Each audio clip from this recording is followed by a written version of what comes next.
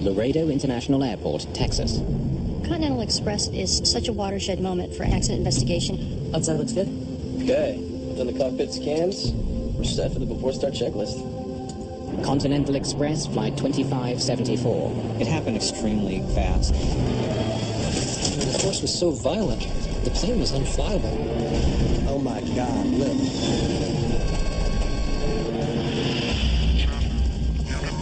I was a little bit scared when I first saw the wreckage. I told him that I thought it was a bomb went off. Kaboom! The wreckage will tell a chilling story. If they had strictly followed those procedures, this accident should not have happened. Of good intentions gone terribly wrong.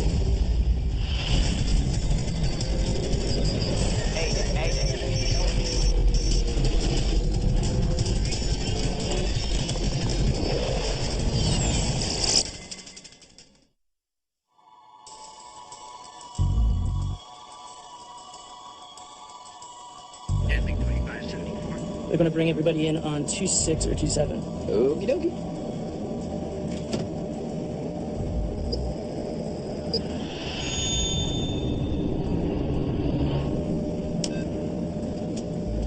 Autopilot on. Continental Express, flight 2574, and its 11 passengers, nears the end of its 1-hour flight from Laredo to Houston, Texas.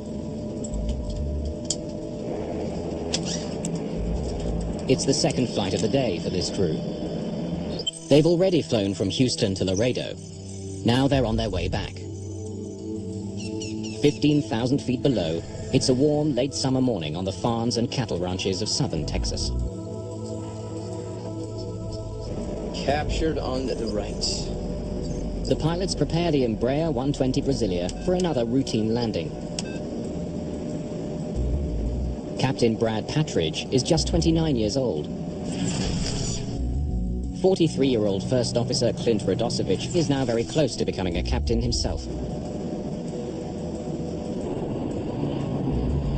They are 110 kilometers from Houston, home for both pilots. Pushing this descent, making like the space shuttle.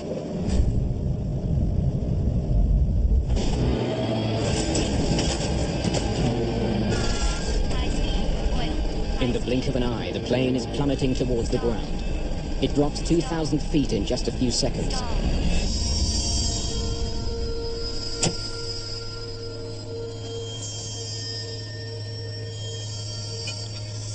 Far below, Kerry Larby and his brother Clifton are working on their farm. My brother and I heard an explosion. We both looked up in the air, and it was, oh my God, look. Seen the plane coming out of the air. The plane was spiraling. Flight 2574 plummets to the ground at more than 500 kilometers an hour.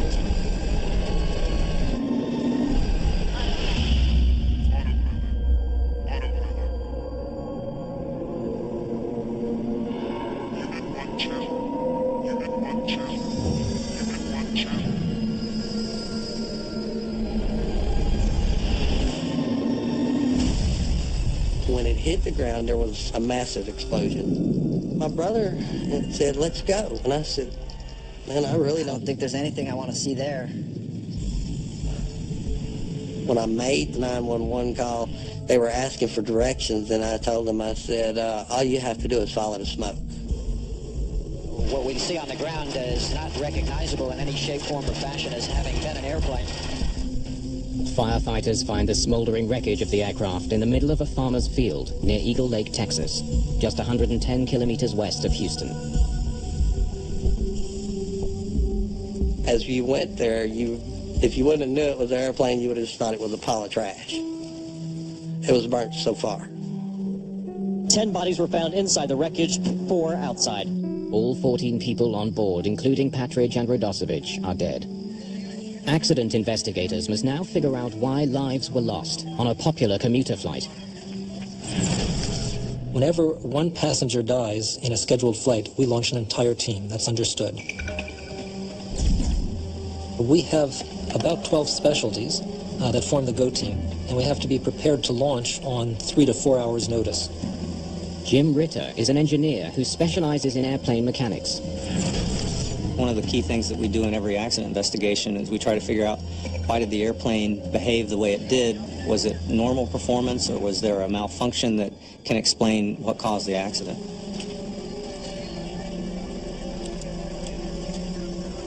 I was a little bit scared when I first saw the wreckage.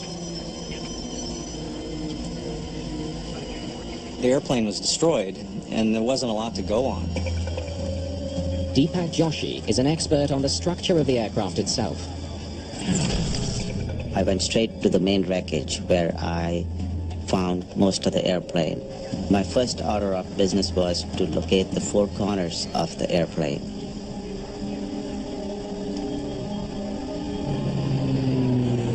The small plane was a Brazilian-made twin turboprop, the Embraer 120. Its size and speed have made it popular with regional airlines in the US. The Continental Express fleet includes 34 of the aircraft.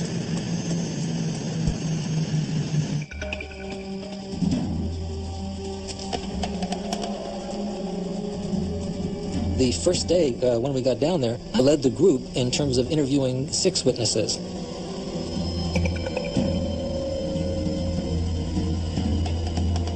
And one of them reported that the airplane appeared to be in a routine descent to the airport, and as he watched it, he saw that there was an explosion. There was an explosion. I told him that I thought it was a bomb went off. And it was spiraling as it went down. When it hit the ground, there was a secondary explosion. And kaboom! The primary explosion is what caused us to go, oh my God. I could see a hole in it. It looked like it had a hole in it about the size of a Volkswagen. The eyewitnesses were unanimous that the airplane was on fire before it reached the ground. Seen this plane, solid fire, just outside wings and going straight down. The wing was blown completely off, and it was just dangling there. The eyewitness testimony is compelling. An onboard explosion caused by a bomb seems like a very real possibility.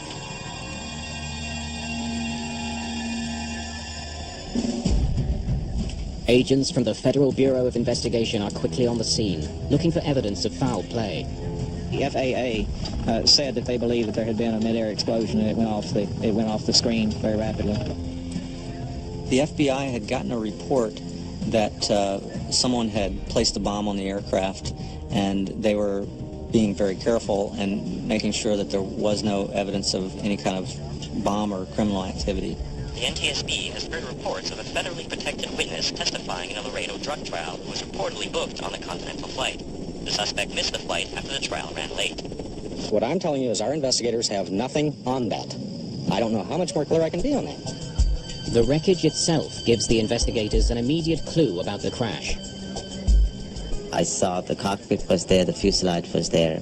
The left wing had folded under the right wing, and a portion of the vertical stabilizer was there.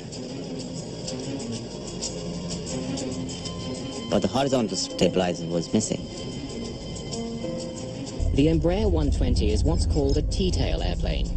The horizontal stabilizer sits on top of the vertical stabilizer. And then I wondered, where could it be?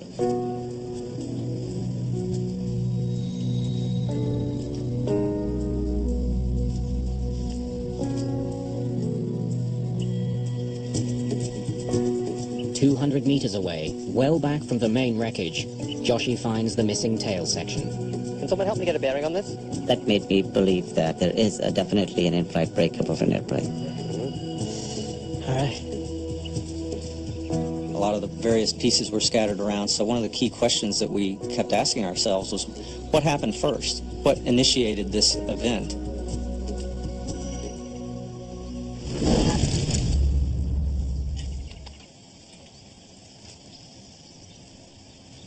I'm guessing that tail came off at about 9,000 feet. There's something there, something speaking to us in that evidence. Deciphering the message won't be easy, but as the story of Flight 2574 unfolds, investigators will uncover a shocking accident scenario unlike anything seen before.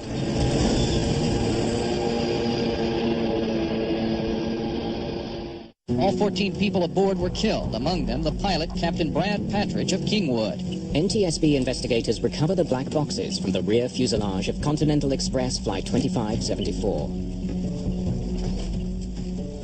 The recorders are pivotal in our work. It's really what gives us a window into what happened. If we didn't have the flight data recorder, or we don't have the cockpit voice recorder, we don't have a lot of information to go on.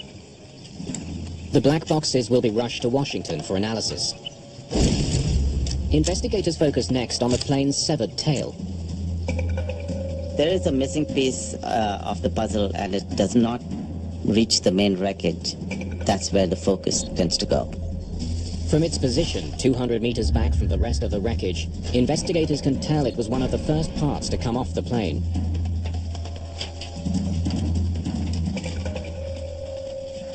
They wonder if corrosion or metal fatigue may have weakened the tail to the point of failure. When a piece of metal bends back and forth over time, it eventually snaps. Called fatigue, that failure is identified by a smooth, clean break.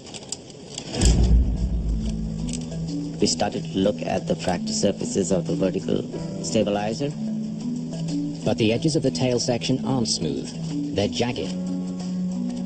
In this particular accident, we did not see any brown color rust. No corrosion, no fatigue. The fracture surfaces clearly indicate that the tail was ripped off suddenly. In Washington, NTSB technicians opened the black boxes. The cockpit voice recorder is our single most important piece of evidence. It records everything that's said, all sounds in the cockpit for the last half hour before impact. You can hear cockpit sounds that can be very helpful. So you can hear what the engines are doing, you can hear a whole bunch of things. We do analysis on that. But no voice recorder comes with a guarantee. It's a complicated piece of electronics, hooked up to several microphones. After slamming into the ground at more than 500 kilometers an hour, there's a chance the recording may be damaged or lost. In Texas, the FBI field unit finishes testing remnants of the plane for any residue from explosives.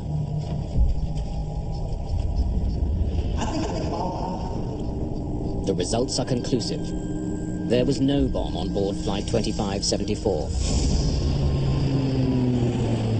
It became pretty obvious that we had a structural reason for the accident and not really a bomb or any kind of criminal event. The fire and a mid-air explosion reported by witnesses were likely caused when the wing broke off, igniting the fuel inside. Investigators discover that the tail section did not fall off in one piece. I noticed that the leading edge on the left side horizontal stabilizer was missing. This is very unusual. Maybe a small section of the leading edge would be missing, but not the whole complete 10-foot section. The leading edge on the right side is still attached to the stabilizer, but the one on the left is missing entirely. So, when did this piece break off? A key question there is, what was the first part that came off of the airplane? Because a lot of times, the initiating event is going to be found in those early parts that break from the airplane in an in-flight breakup. It's now vitally important for investigators to find the missing leading edge. It's a piece of molded composite material 3 meters long. Its rounded shape allows air to pass smoothly over the stabilizer. But the missing piece can't be found anywhere near the crash site. We really needed it, and there was a growing frustration because we thought this part was critical. Without it, they don't have all the pieces of the aircraft. More importantly, they're missing the piece that most likely came off first. That piece of evidence was very, very important for this investigation. And we made our best effort to find this leading edge. The FAA asked us to assist in the search. We walked our property. I knew every bit of that property.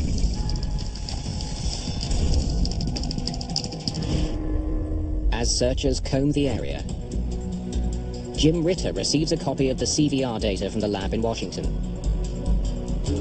The good news is that the recording is intact. The pilot's final moments have been clearly captured. Radio check. Ritter wants to see if they discussed a developing crisis or perhaps were forced to make a sudden maneuver to avoid an oncoming obstacle. If the airplanes are flying within 6,000 to 8,000 feet, you might have some involvement of birds. But the twin turboprop was flying much higher, well above any threat of a bird strike. Radio check. I can hear you loud and clear. As you also. Okay, I'll get you some Epis. But the CVR is mostly filled with the sound of controllers giving the pilots routine instructions. Jetwing 2574, say your heading. 050. Jetwing 2574, roger. Fly heading 030. And normal conversation between the pilots. Got a few days off coming up. Gonna head down to the coast, a little R&R, a little golf. There are no hints of trouble on this flight until the first officer pushes his plane into a rapid descent towards Houston. Pushing this descent, make it like a space shuttle.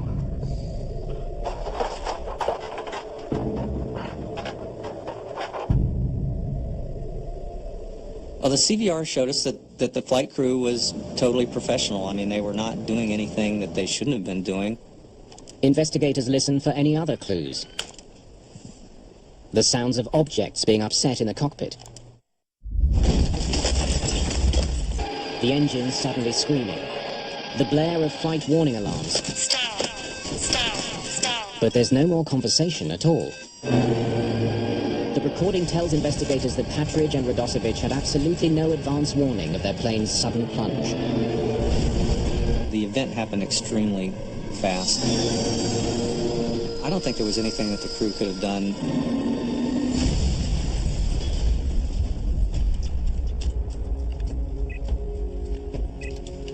An analysis of the flight data recorder comes to the same conclusion. We didn't see anything unusual about the accident flight until the very instant that we had the pitch down. Until the plane went into a dive at near top speed and broke up, there was nothing abnormal about this flight. The cause of the crash remains a mystery. Finding the one missing piece of the tail is now more important than ever.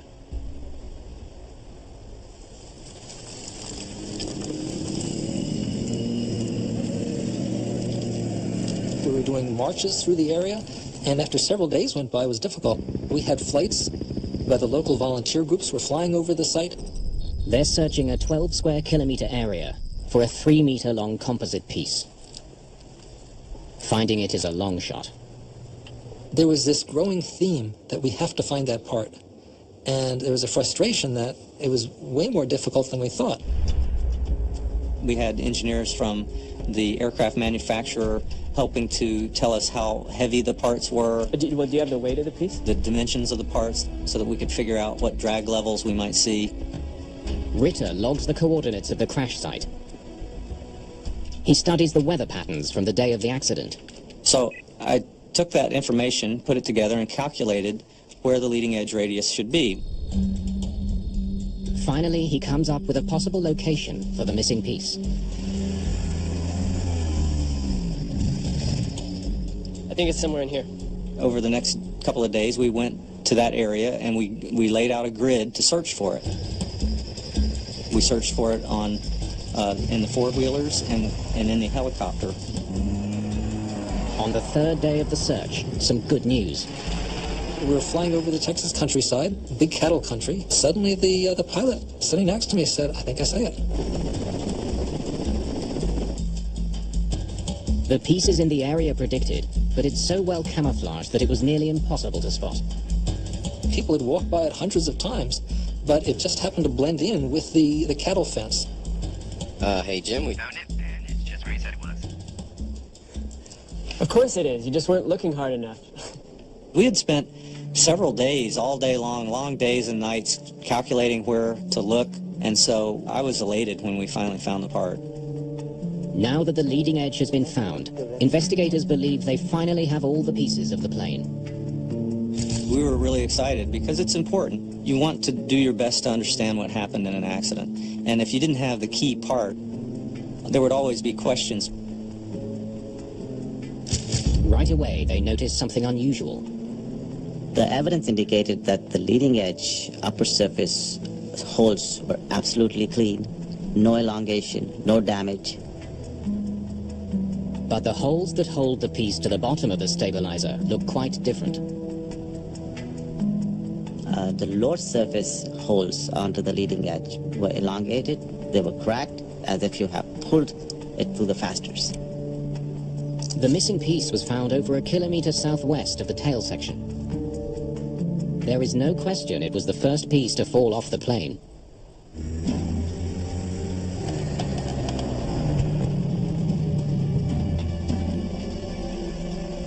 See, look here, absolutely perfect on top, but destroyed at the bottom. The fact that the screw holes on the top of the leading edge aren't damaged presents a frightening prospect. It looked like there was no screws attached onto the top surface of the horizontal stabilizer leading edge. The discovery presents the team with two important questions. Why were the screws missing? And losing this actually caused the plane to crash. The leading edge improves the aerodynamics of the plane. But it's not a moving part that controls direction. It's hard to see how losing it would cause the plane to plummet from the sky. At that time, I was kind of surprised that losing a composite leading edge would actually cause such a severe impact. Now that all the pieces of the plane have been found, the investigation moves to NTSB headquarters in Washington, D.C.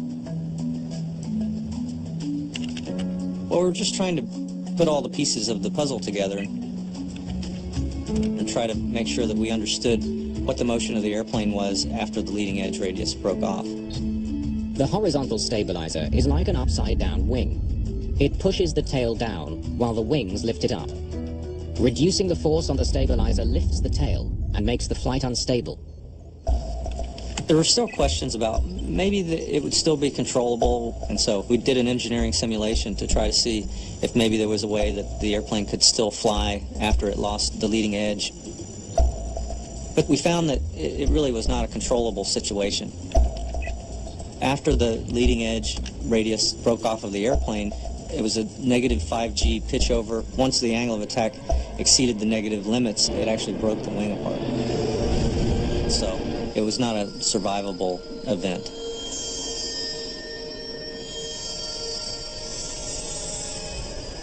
The simulations are conclusive. Losing just one leading edge along the horizontal stabilizer will send the plane into a catastrophic nosedive. Precisely what witnesses say happened to Flight 2574. If there's any component of the wing that you don't want to lose, it's the leading edge. The team now knows what triggered the crash, the loss of the stabilizer's leading edge. But what they still don't know is why the part seems not to have been properly attached. Examining the maintenance records for the aircraft, Brenner makes a disturbing find. A maintenance crew worked on the horizontal stabilizer the night before the accident. The evidence was mounting that we really needed to look in depth at the maintenance procedures done the night before and the maintenance area. Continental Express is one of the most popular carriers in the United States. The lives of thousands of passengers depend on the entire fleet of aircraft being properly maintained. Investigators urgently need to find out what went wrong in the hours leading up to the crash. NTSB investigator Malcolm Brenner travels to Houston Intercontinental Airport to talk to the maintenance crew that worked on the plane the night before it crashed. In general, we wanted to visit the facility to see what the facility looked like, and then to go through specifically what had been done the evening before. Now, many times, a lot of work happens on these overnight shifts, and they have to get an airplane back out to fly the next day. Terry Von Thaden teaches aviation safety. She uses Flight 2574 as a case study. So there's a push to turn this aircraft around quickly. Sometimes you can get the work done, sometimes you can't. In preparation for winter, Continental Express had been inspecting and repairing the de-ice boots on its fleet of Embraer 120s. The de-ice boot is a rubber bladder that can be inflated by the pilots to break up ice on the wings and tail. We wanted to interview every mechanic, supervisor, and inspection person who took part in that activity. Brenner is particularly interested in 3 employees. Shift Supervisor Adam Dillon, Troy Anderson, an inspector responsible for checking the work of the mechanics, and the evening shift supervisor who started the job, John LePage. Thanks for taking the time. So, what was the plan for the night? We had about 10 hours to change both boots. Replacing the boot involves removing the leading edge, stripping the old boot off it, and putting on a new one. The entire piece gets screwed back onto the horizontal stabilizer. This is a big job to do all in one night. It was scheduled to have these replaced during the midnight shift. Somehow, the evening shift had some extra time and decided they can help out, get this airplane out, so we'll get it started. Grab what you need. I'll get the boots. Watching over the work being done by the mechanics is Inspector Troy Anderson. I had some time to lend a hand. We went up to the stabilizer to start the job.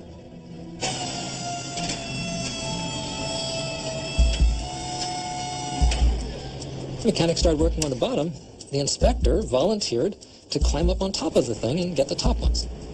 The evening shift, the second shift of the day, was going to remove the screws holding the leading edge in place. The rest of the work would be done by the midnight shift. At 10 p.m., Adam Dillon takes over as supervisor for the midnight shift. Hey, finishing a C check, engine maintenance, and a boot swap. Both sides. Yep. Shift change is such a crucial time because we're taking work that's halfway done, and we have to be very, very specific about what's been done and what the other people are taking over. When I came onto my shift, I asked how far they got on the de-ice boots. The mechanics find that many of the screws are stripped. Getting them out takes longer than expected. I found out they were still trying to remove the leading edge on the right side, and it was looking like they weren't going to get both sides done. Then a crucial decision is made. You started on the left side yet? No. The crew that started work on the de-ice boots went home at 10:30. There's no way we were going to get both sides done, so I decided to just do the right side that night. Investigators learned that the supervisor of the midnight shift decided there wasn't enough time to do both sides. Guys, forget the left side for tonight, and let's get this plane out of here. So the guys they spent most of their shift replacing the right side boot. A few hours later, mechanics finished changing the de-ice boot and reinstalled the right side leading edge. So your mechanics didn't do any work at all on the left side? No, we didn't touch it. After having changed just the right de-ice boot, Airplane 701 is rolled out to the gate for the first flight of the day. 3 hours later, the left leading edge rips off the tail, causing the aircraft to plummet almost 12,000 feet to the ground.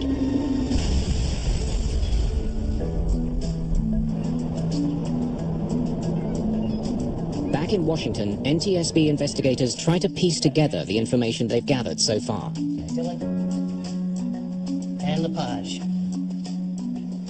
The individual mechanics, the supervisors, in general, I thought we had good cooperation. They did describe what they were doing. I think they were credible. I believe they were trying to help. Where was Anderson if he was helping? We had about 10 hours. No way were we going to get both sides. I had some time to lend a hand. The second shift. Investigators are almost certain that the screws were removed from the top of the left side leading edge and never replaced. But maintenance workers insist they only worked on the right side. Investigators are puzzled. So the second shift started the job. These guys, they started on the right side. Their inspector, he helped them. It's always dangerous when you change from one shift to another shift, and that's why there are very strict procedures about that. They were bypassing them. The inspector jumped in to get this airplane moving. That was all disturbing. Did he ever say what he did up there? Yeah, that's great. Let me see that. Help the mechanics remove the de-ice boots. What does that mean?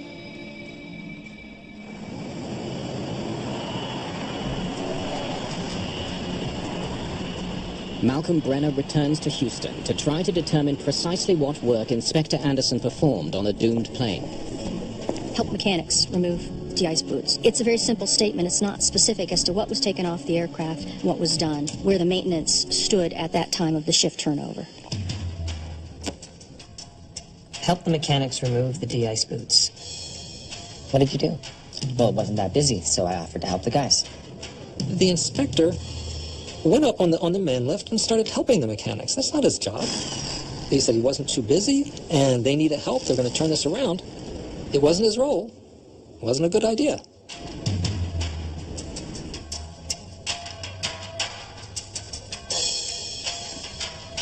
So what side did you work on, Troy? Just the right? Both. Look, when I left, the plan was to do both sides.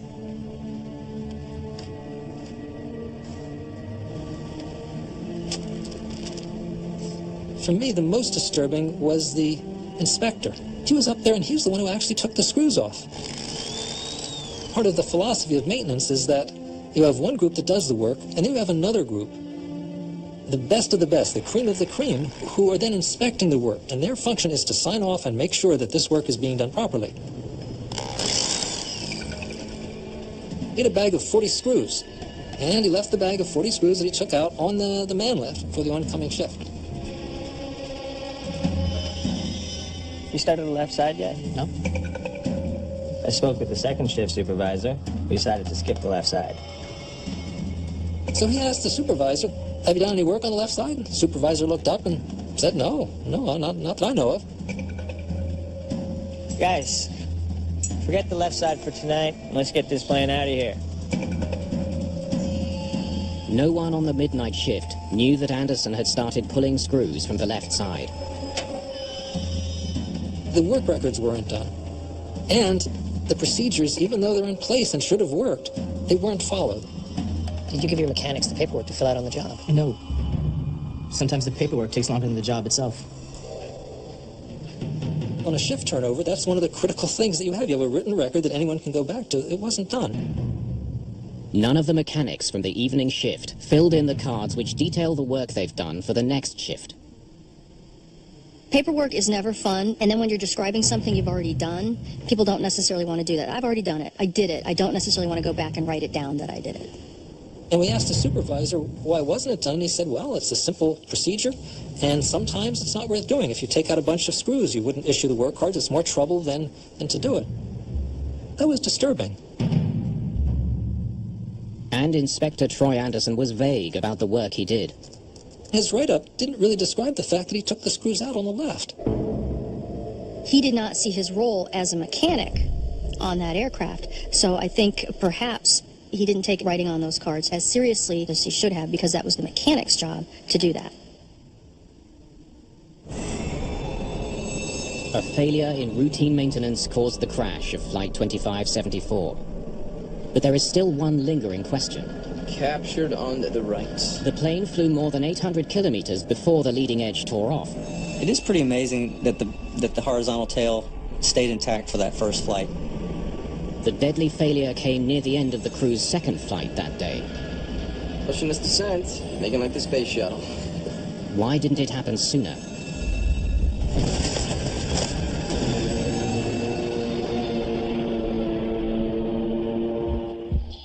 Investigators pore over the recorded data from both flights. They compare flight parameters like speed, heading, altitude, in search of anything that might provide an answer.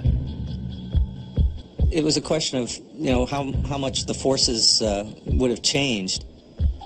They zero in on the plane's airspeed during descent. Just before its fatal dive, Flight 2574 hit a speed of 260 knots. Though safe under normal conditions, that's close to top speed, and 44 knots faster than the previous descent. they conduct a study to confirm suspicions that those 44 extra knots were enough to trigger disaster.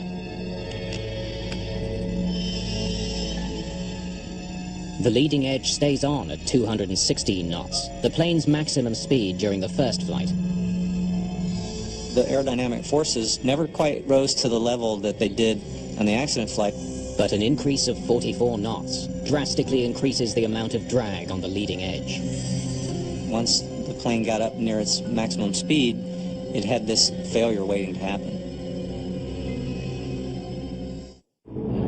The tragic significance of First Officer Radosevich's last words is now clear to investigators. Pushing its descent, making like the space shuttle. His high-speed descent sealed the fate of Flight 2574. The airplane broke apart at the highest speed that it reached since the maintenance was done the night before. The aerodynamic forces were very high, and so eventually they were enough to bend the leading edge radius downward because it wasn't attached anymore on the top of the horizontal tail, and they bent it downward to the point where finally the oncoming air was powerful enough to break it off. At 260 knots, the leading edge rips off. When that part failed, the plane was unflyable. High speed, oil, high speed. I mean, the force was so violent. On the cockpit voice recording, the pilots don't say anything after it happens. They were probably incapacitated. It's that violent. The massive negative G-force would have instantly sent blood rushing to the brains of the passengers and crew, rendering them unconscious.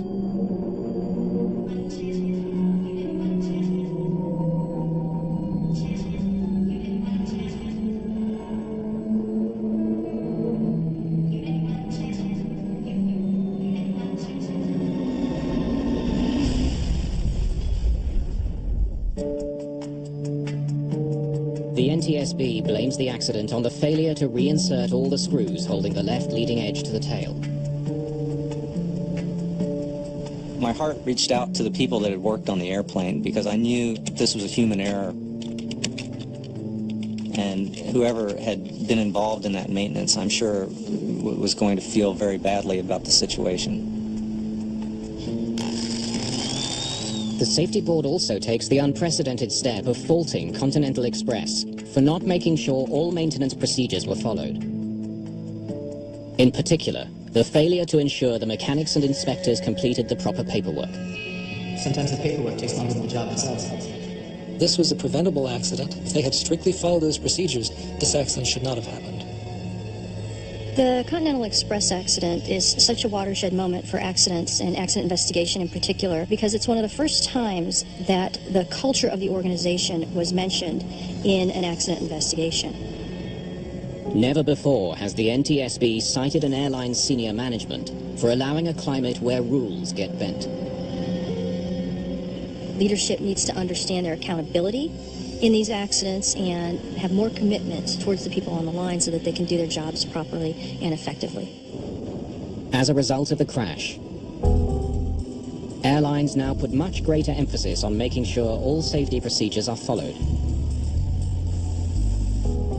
They use computerized systems to more precisely track mechanics' work. But better technology is only part of the solution. One of the things we try and get people on the front line to do is talk. We try and encourage them to speak up, that there are no stupid questions. Every question is important. This is a case where small deviations by many people, where cutting corners in small ways that appear small to each person can accumulate to cause this horrible accident, horrible and preventable accident.